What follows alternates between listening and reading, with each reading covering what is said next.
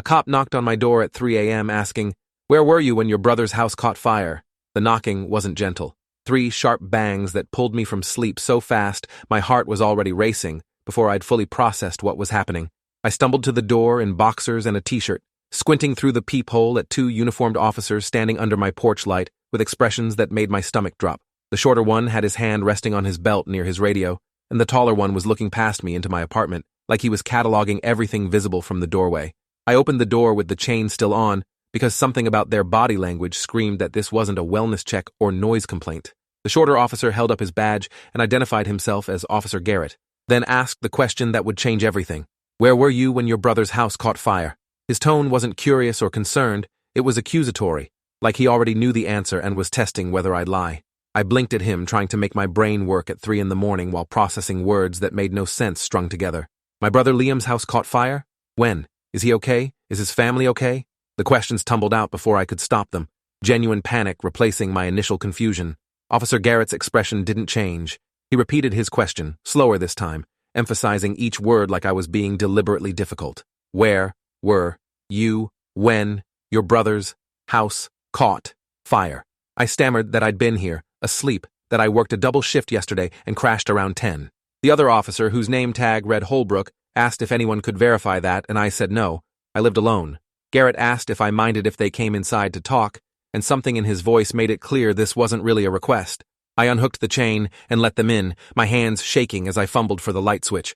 My apartment was small and messy, with dishes in the sink and clothes draped over the couch, exactly what you'd expect from a 28-year-old working 2 jobs to make rent. Garrett walked through like he was looking for something specific, while Holbrook positioned himself near the door, blocking my exit. I asked again about Liam and his family, my voice getting higher and more desperate with each word. Holbrook finally answered that the fire department got the call around midnight, that everyone made it out, but the house was destroyed, and that arson investigators found evidence of accelerants. The word arson hit me like a physical blow. I sat down hard on my couch, my legs suddenly unable to support my weight. Someone deliberately burned Liam's house? Who would do that? Why? Garrett was watching me closely, studying my reaction with the kind of professional detachment that made me feel like a specimen under a microscope. He asked again where I was between 11 and midnight, and I repeated that I was here sleeping. He asked what I did for work, and I explained that I was a line cook at Marco's downtown and did weekend shifts at a warehouse loading trucks. Garrett asked about my relationship with my brother, and the question felt loaded somehow, like there was a right answer and a wrong answer, and I didn't know which was which. I said we were fine, that we talked every few weeks, that we weren't super close, but there was no bad blood between us. Holbrook asked when I'd last seen Liam, and I had to think hard before remembering it was at our mom's birthday dinner 3 weeks ago. Nothing unusual, just family stuff, everyone getting along fine. Garrett pulled out his phone and showed me a photo that made my blood go cold. It was a screenshot of a text conversation between 2 unsaved numbers, messages planning something that sounded ominous and deliberate. The texts referenced teaching someone a lesson, making them understand there were consequences, ensuring they couldn't ignore the problem anymore. The timestamps showed they'd been sent over the past week, culminating in one from yesterday afternoon that said tonight's the night. Garrett asked if this was my phone number at the top of the screen, and I leaned forward to look at the digits. My stomach lurched when I recognized them as mine. "But I never sent those messages," I said, my voice cracking with fear and confusion. Someone must have spoofed my number or hacked my phone or something. I pulled out my actual phone from the coffee table and opened my messages, scrolling frantically to prove the conversation wasn't there. Garrett took my phone from my hands without asking, examining the screen and swiping through my recent texts. He asked why I deleted the messages if I hadn't sent them, and I insisted I hadn't deleted anything. They were never there to begin with. Holbrook moved closer, his hand now resting on his weapon in a way that felt deliberate and threatening. He said they'd received an anonymous tip an hour ago, claiming I'd been making threats against Liam for weeks, that I blamed him for problems in my life, that I'd specifically threatened to burn his house down if he didn't make things right. The accusation was so absurd I almost laughed, but the seriousness of their expressions killed any humor before it could surface. "I don't know who told you that, but it's completely false," I said, hearing the desperation creeping into my voice. "I have no reason to hurt Liam. We barely even talk beyond family gatherings. What problems would I even blame him for?" Garrett asked about money, whether Liam owed me anything or vice versa. I shook my head, explaining that we weren't involved in each other's finances at all. He asked about property or inheritance, whether there was any dispute over our mom's estate or family assets. I said our mom was still alive and healthy, and even if she wasn't, Liam and I had no reason to fight over anything. My answers seemed to frustrate Garrett, like he'd come here expecting a quick confession and was annoyed by my denial. They asked if I owned any gasoline containers or accelerants, and I said no beyond what was in my car's gas tank. They asked if they could search my apartment, and I hesitated because every crime show I'd ever watched said you should never consent to searches without a warrant. But I also knew that refusing would make me look guilty of something I didn't do. I told them they could look around, but I wanted it on record that I was cooperating fully and had nothing to hide. Garrett nodded, and they began going through my apartment methodically, opening drawers and closets, checking under furniture, examining my trash. Holbrook went into my bedroom while Garrett focused on the kitchen and living area. I sat on the couch trying to calm my racing heart while questions spun through my mind. Who would send those texts from my number? Who called in the anonymous tip? Why was someone trying to frame me for burning down Liam's house? The only explanation was that whoever actually did it was setting me up as the fall guy, but I couldn't imagine who would want to hurt Liam or why they'd choose me as their scapegoat. Garrett pulled a receipt from my trash can, examining it closely before asking about a purchase I'd made at a hardware store 4 days ago. The receipt showed I'd bought duct tape, rope, and a pack of disposable lighters. My mind raced, trying to remember why I'd needed those things, and then it clicked. I'd been helping my coworker Jeremy move furniture into his new apartment, and we'd needed supplies to secure boxes and tie down a mattress in his pickup truck. The lighters were because Jeremy was a smoker and kept losing his, so I'd grabbed a multi-pack on impulse. I explained all this to Garrett, giving him Jeremy's full name and phone number so they could verify my story. But Garrett just photographed the receipt with his phone and added it to what was clearly becoming an evidence file against me. He asked why I'd need rope and tape for moving furniture when most people just used boxes and blankets. I said we'd had an odd-shaped dresser that wouldn't fit normally, that we'd had to partially disassemble it and strap it down. Every answer I gave seemed to make them more suspicious rather than less, like I was digging myself deeper with each attempt to explain. Holbrook emerged from my bedroom holding something I couldn't see clearly. He showed it to Garrett, and they exchanged a look that made my heart stop. Garrett turned to me and asked why I had a burner phone hidden under my mattress. I stood up so fast I nearly fell over, insisting I didn't have a burner phone, that I'd never owned anything except my regular smartphone.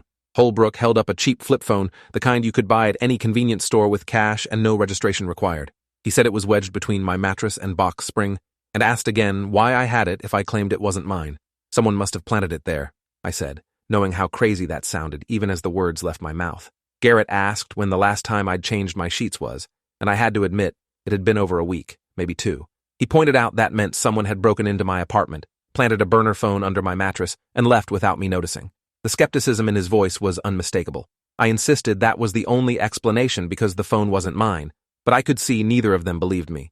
They asked if they could take the phone as evidence, and I said yes immediately, eager to prove it had nothing to do with me. Garrett bagged it, while Holbrook made a call from his radio requesting additional units and an arson investigator. That's when I realized this wasn't just preliminary questioning anymore. They actually suspected me of a serious crime, had physical evidence they believed connected me to the fire, and were building a case that could result in my arrest. I asked if I needed a lawyer, and Garrett said that was my right, but if I was innocent, cooperation would help clear things up faster. That logic made sense to my panicked brain at 3 a.m, even though every instinct told me to stop talking and demand legal representation. They asked me to voluntarily come to the station to give a formal statement, and I agreed because refusing seemed like an admission of guilt I didn't deserve. I threw on jeans and a jacket while they waited, my hands shaking so badly I could barely zip up my hoodie. The drive to the station felt like being transported to my own execution. Riding in the back of a patrol car while lights from passing street lamps created strobing shadows across the officers' faces. The police station was mostly empty at this hour, just a few people scattered through the lobby who looked like they were waiting to post bail or file reports. Garrett led me to an interview room that matched every cop show I'd ever seen. Fluorescent lights, metal table, uncomfortable chairs, mirror that was obviously one-way glass. He told me to wait while they processed some paperwork, and then I was alone with nothing but my spiraling thoughts for company. I pulled out my phone to call someone but realized I had no idea who to reach out to at 3 a.m. My mom would panic and make everything worse. Liam was presumably dealing with his own trauma from losing his house. My few close friends would think I'd lost my mind if I called them with this story. I opened Google and started searching for criminal defense attorneys in my area, saving several names in my notes app while my hands trembled against the screen. The door opened and a different officer entered, a woman in her 40s with sharp eyes and a tablet computer. She introduced herself as Detective Carver and asked if I wanted water or coffee before we started. I said water, and she left briefly before returning with a bottle that she set in front of me like we were about to have a civilized conversation. Carver activated a recording device and stated the date, time, and everyone present in the room for the record. Then she asked me to describe my relationship with Liam in detail, starting from childhood. I explained that we were 3 years apart, that he was older and had always been the successful one. Liam went to college on a scholarship, got a good job in finance, married his high school sweetheart Kelsey, bought a house in a nice neighborhood, had 2 kids, Meanwhile, I'd dropped out of community college after a year, bounced between jobs, lived paycheck to paycheck in a crappy apartment. But I wasn't jealous or resentful, I said, because we'd just taken different paths, and that was fine. Carver asked if I'd ever borrowed money from Liam, and I admitted he'd loaned me $3,000 2 years ago when my car broke down and I couldn't afford repairs. I'd paid him back in full over the next 6 months, and he'd never mentioned it again. She asked if there was anything else that might have caused tension between us, and I thought hard before mentioning that Liam had gotten frustrated with me last year when I showed up late to Thanksgiving dinner because I'd picked up an extra shift at work. He'd made a comment about my priorities being messed up, and we'd had a brief argument, but we'd apologized to each other before the night ended, and I thought it was forgotten. Carver pulled up something on her tablet and turned it toward me, showing me screenshots of social media posts I'd apparently made over the past month, except I hadn't made any of them. The posts were on an account that looked exactly like mine, same profile picture and username, but the content was disturbing.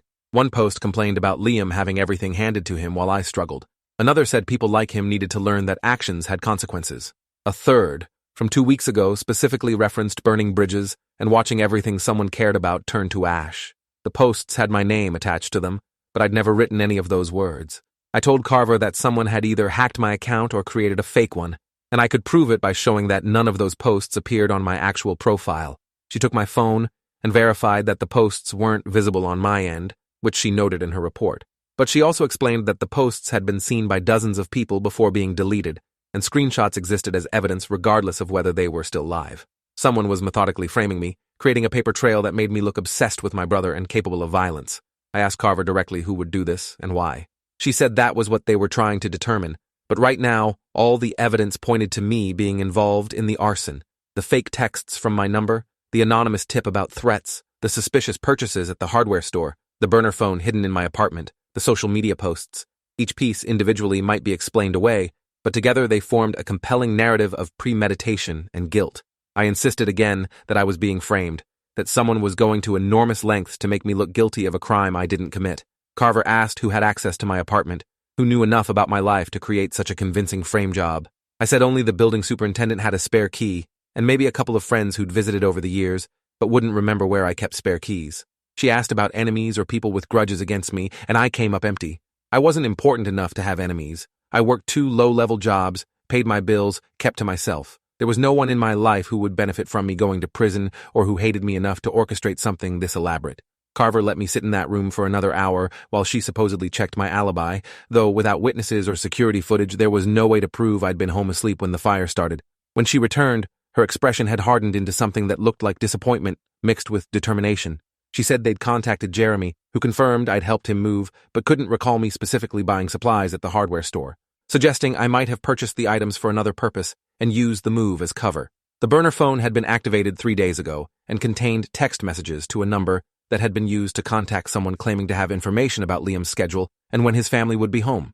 The messages were brief and coded, but arson investigators believed they constituted coordination between the arsonist and a possible accomplice. My fingerprints were on the phone, which made sense if it had been under my mattress, but which Carver presented as evidence of my direct involvement.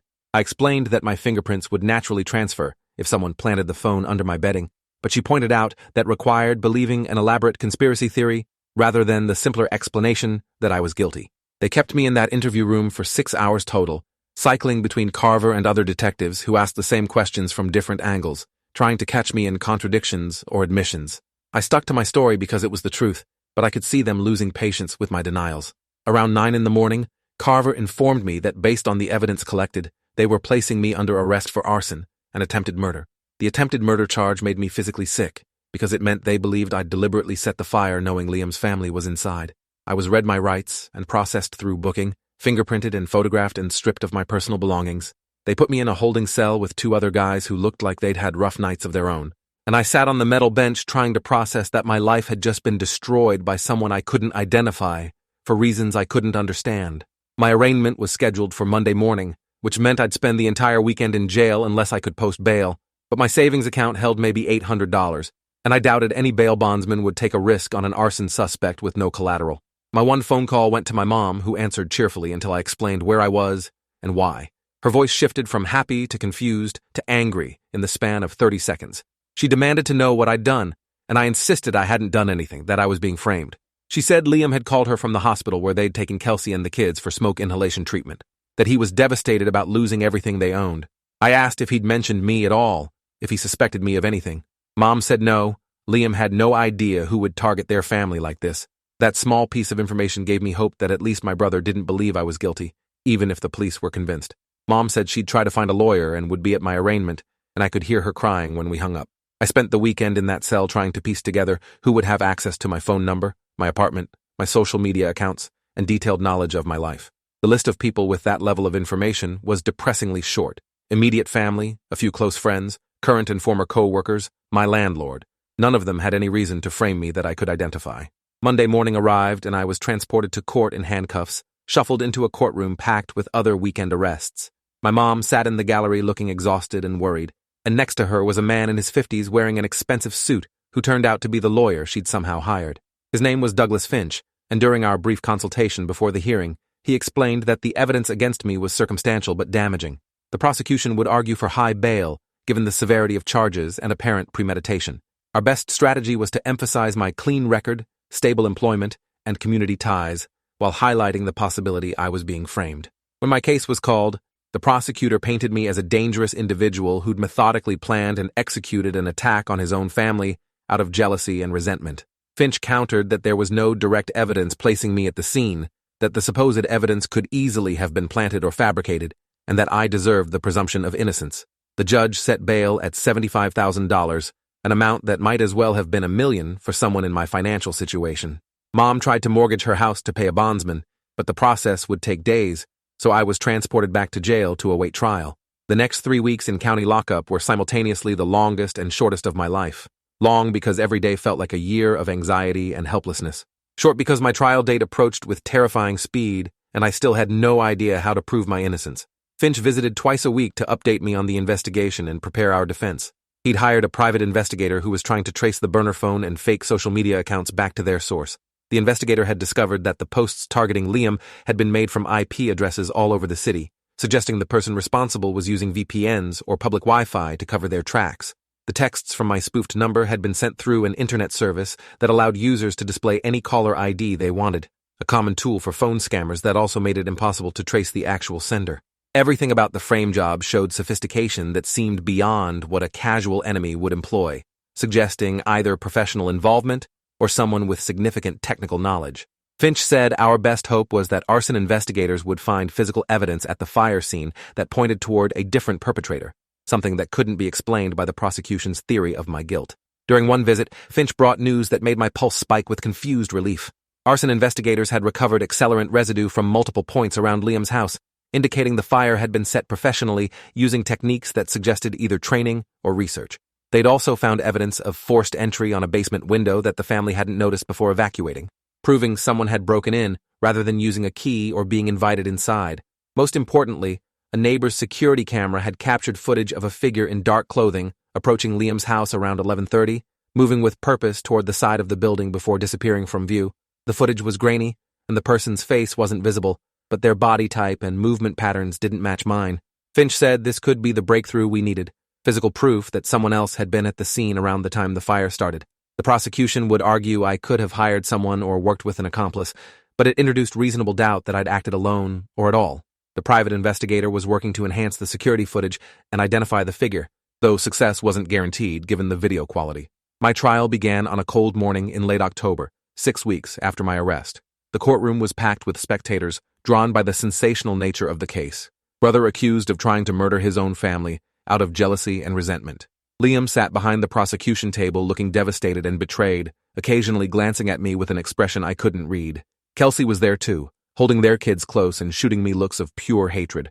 My mom sat on my side of the room, and I could see the toll this was taking on her, forced to choose between believing her sons. The prosecution's opening statement painted a picture of me as a failure consumed by envy, someone who'd finally snapped and decided to destroy what I couldn't have. They promised to present overwhelming circumstantial evidence of my guilt. The fake texts, the hardware store purchases, the burner phone, the social media posts, all pieces of a puzzle that fit together to show deliberate planning and execution.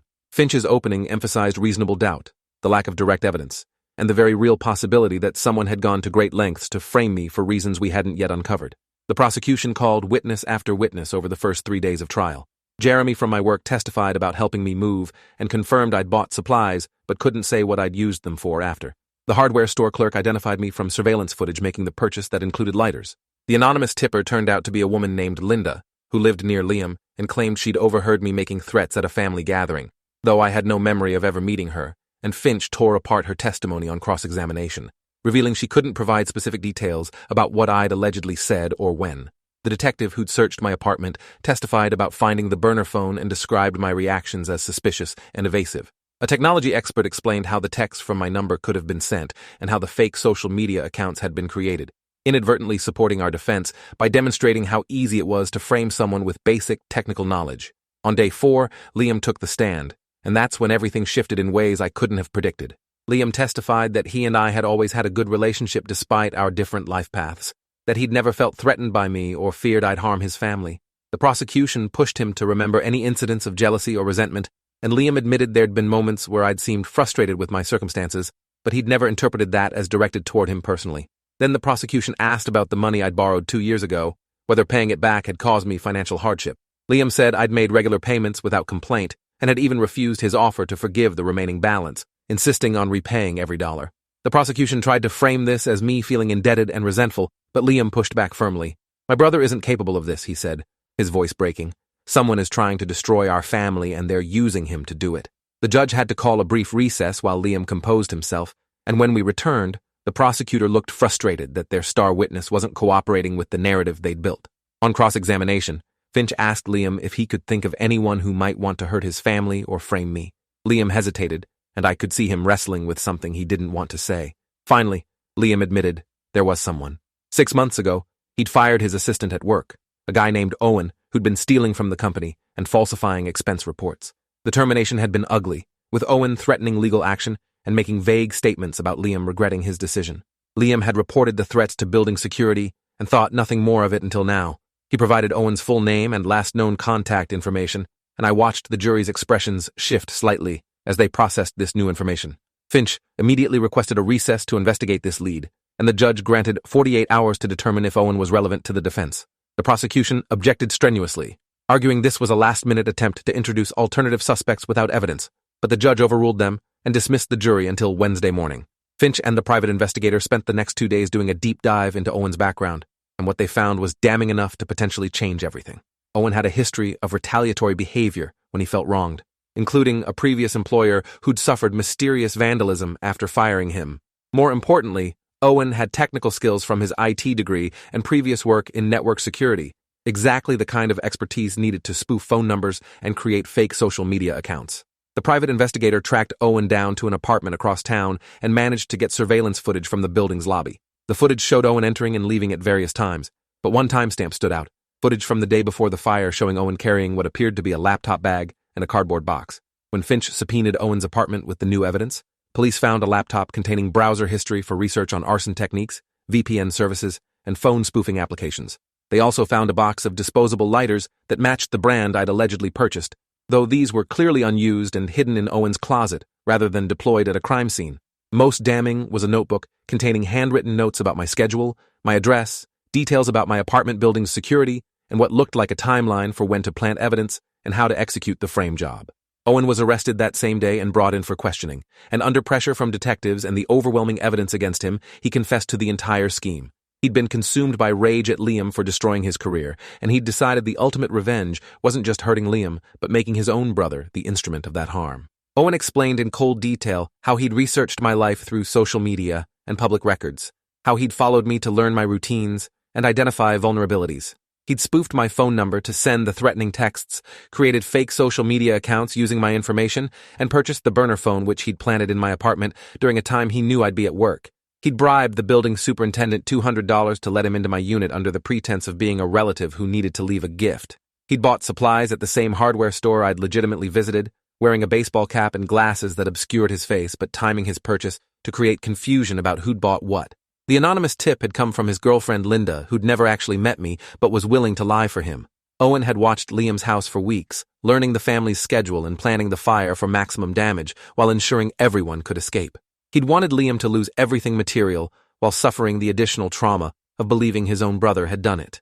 The confession was recorded and transcribed, and when the trial resumed on Wednesday, the prosecution had no choice but to request a dismissal of all charges against me. The judge granted the dismissal and apologized to me and my family for what we'd been put through. Liam rushed across the courtroom to embrace me, both of us crying while our mom held us from both sides. Kelsey approached more hesitantly, offering a tearful apology for doubting me and thanking me for not giving up even when everyone believed I was guilty. The media coverage shifted overnight from portraying me as a jealous would-be killer to a victim of an elaborate frame job, though the damage to my reputation had already been done in ways that couldn't be fully undone. Owen was charged with arson, attempted murder, conspiracy, and multiple counts of fraud and evidence tampering. His trial resulted in a conviction and a sentence of 25 years in prison, though no amount of time could erase the trauma he'd inflicted on everyone involved. Liam and his family moved into a rental while their insurance settlement processed, and I helped them sort through the few possessions that had survived the fire. We talked honestly about the pain of having our relationship weaponized by someone else, about the guilt I felt for being the unwitting tool in Owen's revenge, even though I'd done nothing wrong.